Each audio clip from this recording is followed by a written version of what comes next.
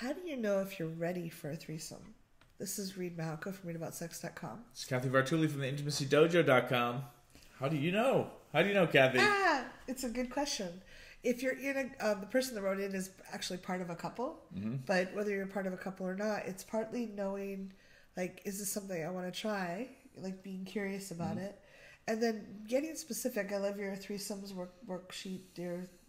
What is the link again?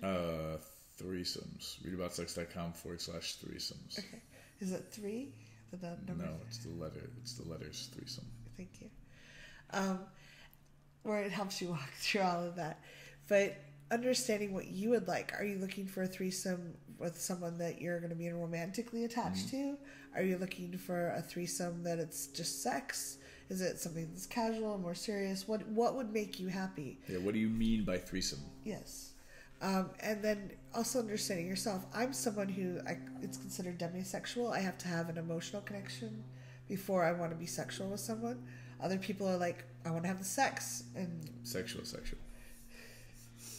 I don't know. What's the term for that? I don't know. Make a term, internet. Fetch us that internet term. Maybe it's slutty. Who knows? Yeah.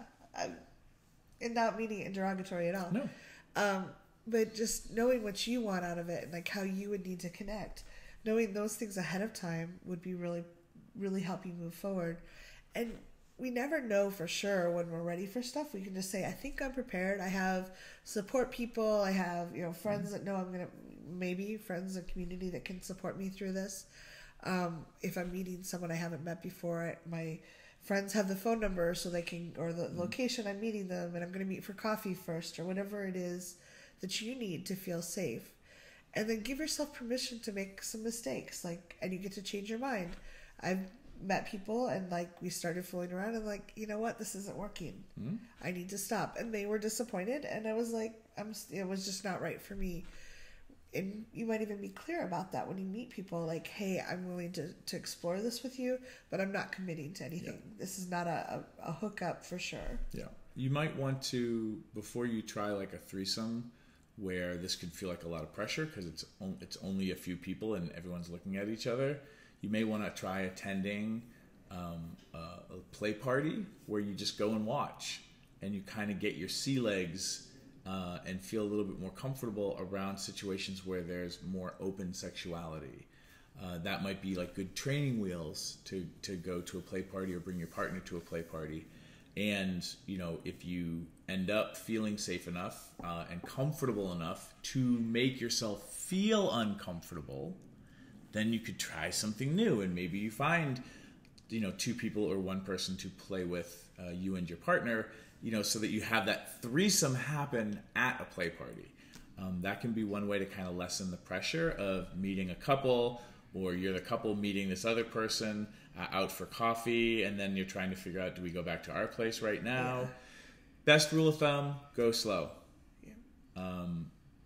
Keep talking about what you're up for and how you're feeling.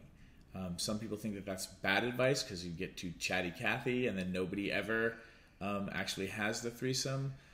But I personally would rather you being more talkative about things moving forward than being silent because you don't want to ruin the opportunity. That's my perspective. This is only coming from somebody who's had several hundred threesomes, so your mileage may vary. Yeah. And you may want to just, as you're talking to them, notice how they handle things. You can ask them, if someone says no, how do you handle it? And then, maybe even practice. I love doing a little bit of the cuddle party exercise where we ask each other a couple of silly things and we say no to each other. If they're really struggling with that, it may not be a good path forward for me. Don't try to force having the threesome. Yeah, because the paperwork is pretty complicated. Too many things can go wrong. Yeah. And you're not guaranteed that everything's going to go perfect. Yeah, and there's nothing wrong. But if this is your first, if you're trying to figure out, am I ready, is, understanding that you're trying something completely new and it's okay to be unsure. But there's that unsure, ooh, I'm nervous, but I think I'm ready. And then there's the I'm not ready. Yes. Those are 2 very different kinds of unsure. Yeah. You want to be going through one that's more positive and picking people who are also in the same neighborhood and feeling positive about the experience as well. Yeah. we hope this helped. Leave some comments. What do you think? Thanks for tuning in, Sex Geek. If you would like to continue with the brain sex, do me a favor and click subscribe right here. If you'd like to watch me on social media, that's where you're going to go. Next video, maybe? And if you really would like your own Sex Geek t-shirt, please click right here, right now. Boop.